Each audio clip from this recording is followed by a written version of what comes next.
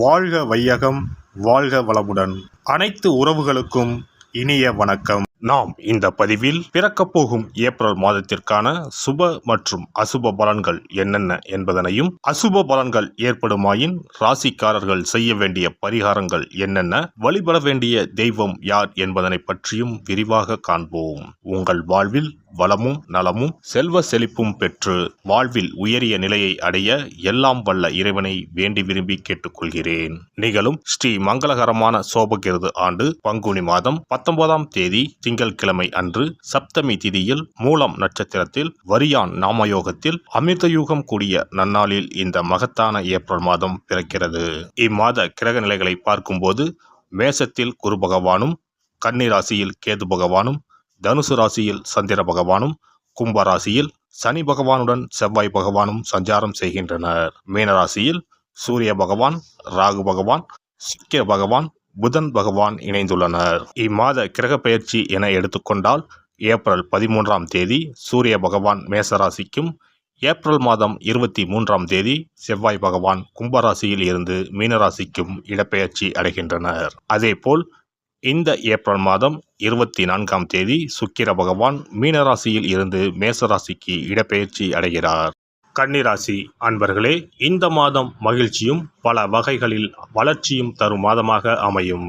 வெளிவட்டாரத்தில் செல்வாக்கு அதிகரிக்கும். புதிய முயற்சிகள் அனைத்துமே மிக எளிதாக வெற்றியடையும். எதிர்பார்த்த பணவரவு கிடைப்பதுடன் எதிர்பாராத அதிர்ஷ்ட வாய்ப்புகளும் ஏற்படக்கூடும். அரசாங்க வகையில் எதிர்பார்த்த காரியம் அனுகூலமாக முடியும். குடும்பத்திற்கு தேவையான பொருட்களை வாங்கி மகிழ்வீர்கள். கணவன் மனைவிக்கு இடையே அந்யோன்யம் அதிகரிக்கும். சிலருக்கு குழந்தை பாக்கியம் கிடைப்பதற்கான வாய்ப்புகள் உள்ளது. பிரிந்திருந்த கணவன் மனைவி ஒன்று சேர்வார்கள். திருமண முயற்சிகள் சாதகமாக முடியும். சுப நிகழ்ச்சிகளை திட்டமிட்டபடியே நடத்தி முடிப்பீர்கள். உறவினர் மற்றும் நண்பர்கள் வீட்டு விருந்து விசேஷங்களில் கலந்து கொள்வீர்கள். சிலருக்கு வெளி மாநிலங்களில் உள்ள புகழ்பெற்ற புண்ணிய தலங்களுக்கு செல்லும் வாய்ப்புகள் உண்டாகும். இதுவரை இருந்த உடல் உபாதைகள் நீங்கி உடல் ஆரோக்கியம் மேம்படும். வாழ்க்கையில் நல்ல முன்னேற்றம் ஏற்படுவதற்கான திருப்புமுனை மாதமாக இந்த மாதம் அமையும். அலுவலகத்தில் உற்சாகமான சூழ்நிலை காணப்படும். பணிகளில் உற்சாகமாக ஈடுபடுவீர்கள். உயர் அதிகாரிகள் உங்கள் ஆலோசனைகளுக்கு உரிய அங்கீகாரம் கொடுப்பார்கள். எதிர்பார்த்தபடி பதவி உயர்வு, ஊதிய உயர்வு போன்ற சலுகைகள் கிடைக்கும்.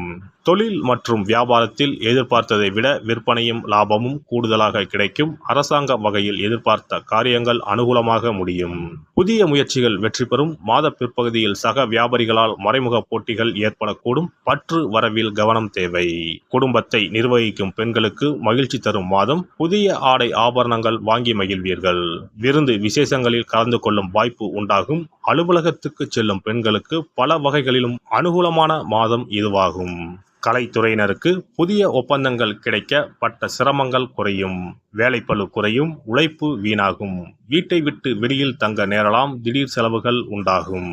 அரசியல் துறையினருக்கு இறுக்கமான சூழ்நிலைகள் மாறி மகிழ்ச்சி உண்டாகும்.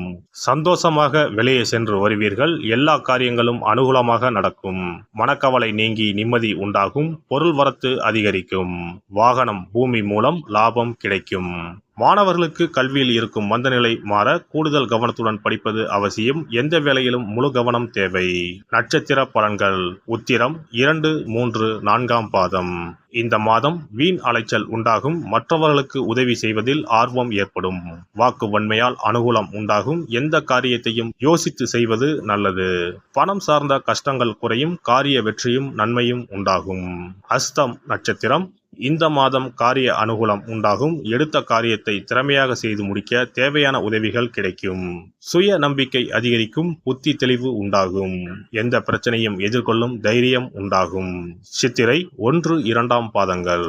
இந்த மாதம் மனதை கவலை கொள்ள செய்த பிரச்சனைகளில் எதிர்பாராத திருப்பங்கள் ஏற்பட்டு சாதகமான பலன் கிடைக்க பெறலாம். தொழில் வியாபாரம் முன்னேற்ற பாதையில் செல்லும். சிறப்பாக செயல்பட முடியும் என்ற நம்பிக்கை ஏற்படும். எதிர்பார்த்த பண உதவியும் கிடைக்கப்பெறும். வேலை தேடிக்கொண்டு இருப்பவர்களுக்கு உத்தியோக வாய்ப்புகள் வரும். முக்கிய நபர்களின் உதவிகள் கிடைக்கும்.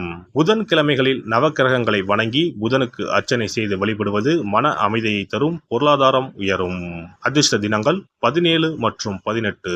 சிறப்பு பரிகாரம். கடன் சீக்கிரம் அடைபட செவ்வாய்க்கிழமை இந்த எளிய பரிகாரம் செய்யுங்கள். முருகப்பெருமான், உடனே ஓடி வந்து உதவுவார். செவ்வாய்க்கிழமை அன்று சில எளிய பரிகாரங்களை செய்வதால் விரைவில் கடனை அடைத்துவிடலாம் என நம்பப்பட்டு வருகிறது.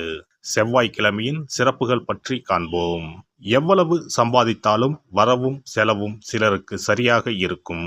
சேமிப்பு என்பது உப்புக்கும் இருக்காது. ஆனால் சிலருக்கு வரவை மீறியும் அதிக செலவுகள் ஏற்பட்டு கடன் போன்ற பிரச்சனைகள் வந்துவிடும்.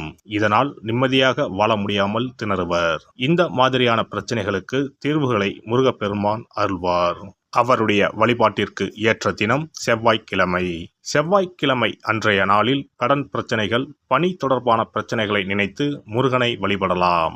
செவ்வாய்க்கிழமை அன்று நல்ல செயல்களை தொடங்க ஏற்ற நாள் இல்லை என்பது பாரம்பரியமாக நம்பப்பட்டு வருகிறது. ஆனால் செவ்வாய்க்கிழமை ராகு காலத்தில் செய்யப்படும் வழிபாடு பூஜைகளுக்கு ஆற்றல் அதிகம் என்பது ஐதீகம். செவ்வாய்க்கிழமை அன்று வரும் ராகு காலத்தில் அம்மன் துர்க்கைக்கு எலுமிச்சை தீபம் ஏற்றி வழிபாடு செய்தால் திருமண தடை விலகும். எப்பேற்பட்ட பிரச்சனையாக இருந்தாலும் உடனடியாக தீரும் என்பது ஐதீகம்.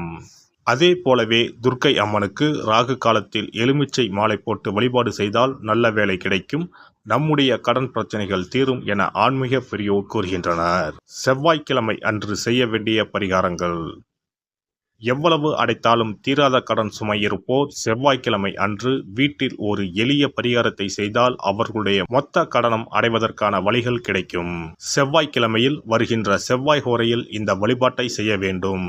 அந்த ஒரே நாளில் 3 வகையான பரிகாரங்களையும் செய்தால் மட்டுமே முழு பலனையும் பெறலாம். முதல் செவ்வாய் ஹோரை.